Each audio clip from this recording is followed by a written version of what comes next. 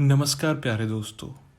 जैसा कि पिछले वीडियो में हमने आपको बताया कि हमें प्रातः किस समय उठना चाहिए और क्यों उठना चाहिए, अब इस वीडियो में हम बताएंगे कि हमें प्रातः उठकर कौन सा काम किस प्रकार से और क्यों करना चाहिए। तो चलिए शुरू करते हैं आज की वीडियो को। शास्त्रों के अनुसार निद्रा त्याग के उपरांत मनुष्य का प्रथम कर्तव्य परमात्मा को सच्चिदानंद स्वरूप प्यारे प्रभु का स्मरण करना बताया गया है, जिसकी असीम कृपा से अत्यंत दुर्लभ मानव देव की प्राप्ति हुई है, जो समस्त सृष्टि के कण कण में समाहित है, सत्य शिव सुंदर है। प्रातः स्मरामि भवभीत महरति नाशम नारायणम गरुड़ वाहनम मब्जन भम ग्रह भविभूत वर वारण मुक्ति हेतु चक्रायुध तरुण वरजी पत्र नेत्रम।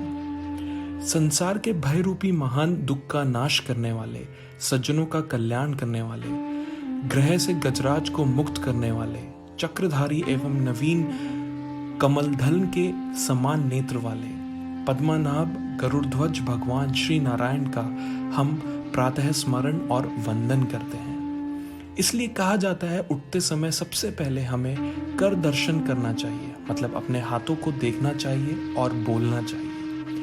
ओम कराग्रे वस्ते लक्ष्मी कर मध्य ये सरस्वती कर मूले च गोविंद प्रापते गुरु दर्शनम।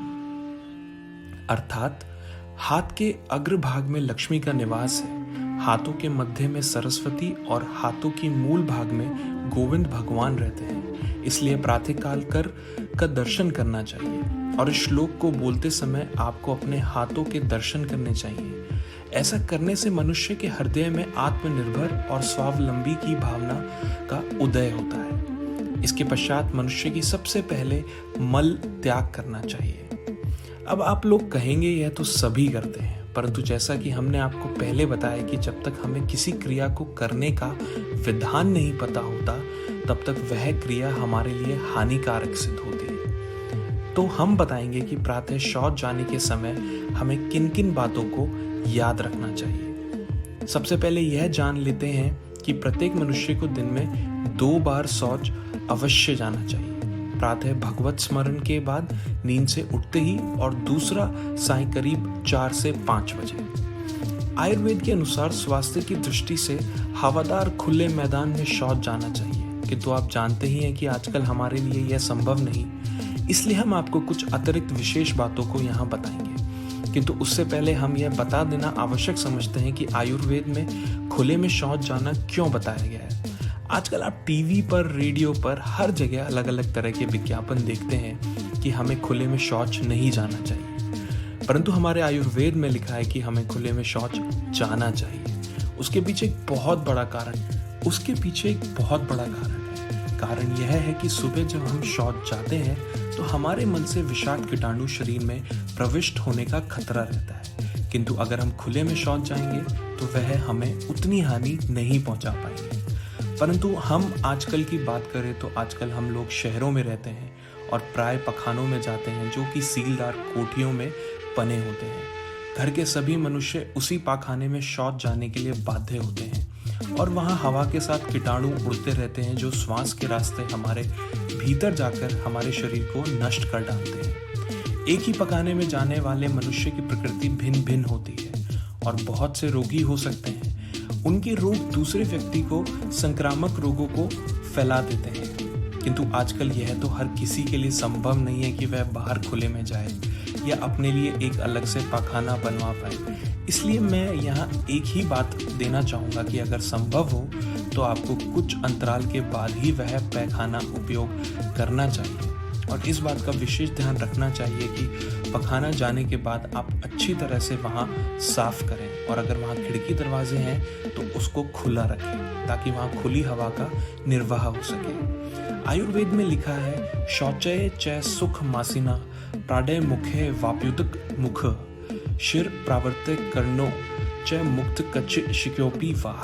अर्थात मनुष्य को सिर तथा कानों पर वस्त्र लपेटकर, शिखा तथा वस्त्र ग्रंथि खोलकर पूर्व अथवा उत्तर दिशा की तरफ मुंह कर सुखपूर्वक समभूमि में बैठकर मल त्याग करना चाहिए। इन सभी बातों का एक ही उद्देश्य है कि सुगमता पूर्वक मल विसर्जन करना। सिर तथा कानों पर बस लपेट लेने से रक्त का दबाव नीचे की ओर बढ़ जाता है, जिससे मल विसर्जन करने में आसानी हो जाती है।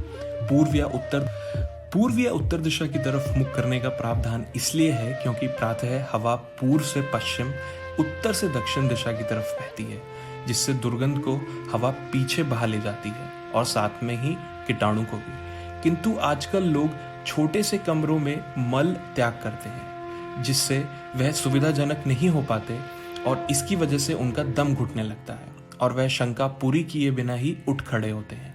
इसका परिणाम होता है कब्जी और साथ ही पेट की अन्य बीमारियां। तीसरी बात आती है सुखमय आसन, मतलब आप सुविधा पूर्वक आराम से बैठकर मल त्याग करें। किंतु आजकल लोग इटालियन या इंग्लिश लैट्रिन का उपयोग करते हैं, जिससे वह सुविधापूर्ण आसन नहीं मिल पाता और उसे मल त्याग करने में परेशानी होती है। परिणाम स्वरूप वह बीड़ी, सिगरेट आदि का प्रयोग करता है या शंका पूरी किए बिना ही उठ खड़े होते हैं। अंतिम और सबसे महत्वपूर्ण, समतल भूमि में बैठने से हमारे गुदा का अच्छे से फैलाव होता है और हमें मल त्याग करने में सुविधा होती है।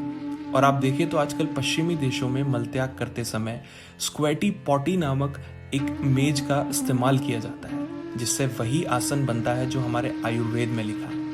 एक और महत्वपूर्ण बात आती है कि हमें शौच या लघु शंका आदि के समय बोलना नहीं चाहिए। यहाँ मौन रहना एक सनातनी प्रथा मात्र नहीं, किंतु धर्म शास्त्र अनुमोदित एवं विज्ञान की दृष्टि से भी शिष्टाचार है। उच्चारे मैथुने चैव प्रसावे दंत दावने स्नाने भोजन काले च शटुस मोनम समाचरे। मल त्याग काल, मैथुन काल, मूत्र त्याग काल, दंत दावन काल, स्नान काल और भोजन काल में मौन रहना चाहिए। इससे आयु बढ़ती है, अन्यथा आयु घटती है। स्नान में समंत्रक स्नान करने का विधान है, अन्यथा मौन विधान है। आजकल लोग उच्च शिक्षा होते हुए भी भारतीय संस्कारों को नजरअंदाज करते हुए लघु शंका करते समय बातें करना, अखबार को पढ़ना एक फैशन सा मानते हैं। इसके अलावा अशिक्षित व्यक्ति भी बैठे बैठे खासकर थूकना आदि क्रियाएं करते रहते हैं। यह सब स्वास्थ्य पर बहुत बुरा प्रभाव डालती है। तिष्ठन न मूत्र पुरुषे कुर्यात्, अर्थात खड़े होकर मूत्र ना करें। ऐसा करने से मल मूत्र का त्याग भली भांति नहीं हो सकता और अवश्य ही उन पर छींटों से सन जाने का खतरा भी रहता है। शुद्धि के नियम। शास्त्रों में मलमूत्र त्याग शुद्धि के संबंध में कुछ विशेष नियम लिखे हैं। आस्तिक जनता उन उपयोगी नियम का पालन करके अपने स्वास्थ्य को सुस्थिर कर सकते हैं। पहला, न सुपांतको मूत्र पुरीशे कुर्यते। दूसरा, न गच्छनापि जय स्थित है। तीसरा, नानंत वासा कुर्यात। चौथा, यथा सुखमुख कुर्यात। पांचवा, यवत्सदविति मन्येत तावच्चो विधियेत। प्रमाण द्रव्य संख्यावान शिष्टे रूप दिशेत।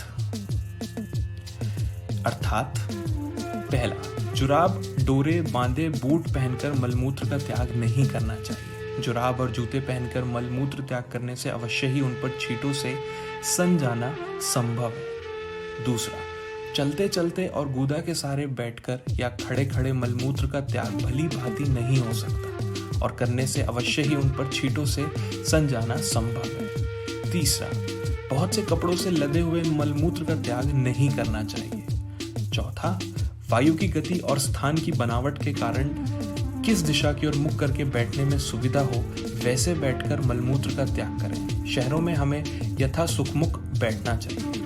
पांचवा, जब तक मन ठीक ठीक ना माने तब तक जल, मिट्टी आदि के प्रयोग से शुद्धि करनी चाहिए।